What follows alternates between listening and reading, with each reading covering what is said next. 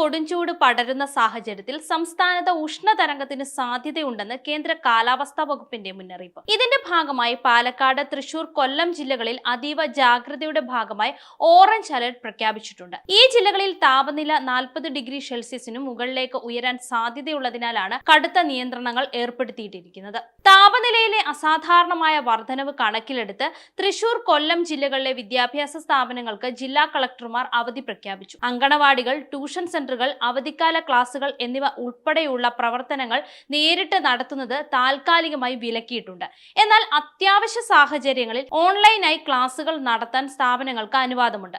പാലക്കാട് ജില്ലയിൽ താപനില 41 degree Celsius വരെയും കൊല്ലം, തൃശൂർ ജില്ലകളിൽ 40 ഡിഗ്രി സെൽഷ്യസ് വരെയും ഉയർന്നേക്കാം.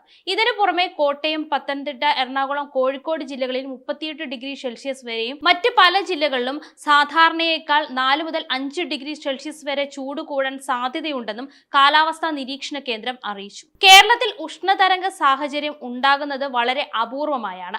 2016ലും 2024ലും പാലക്കാട് ഉൾപ്പെടെയുള്ള ചില ജില്ലകളിൽ ഇത്തരത്തിൽ ഉഷ്ണതരംഗം സ്ഥിരീകരിച്ചിരുന്നു. വരും ദിവസങ്ങളിലും ചൂട് കൂടാൻ സാധ്യതയുള്ളതിനാൽ വെയിൽ ഏൽക്കുന്നത് ഒഴിവാക്കാനും ജാഗ്രത പാലിക്കാനും അധികൃതർ നിർദ്ദേശിച്ചിട്ടുണ്ട്.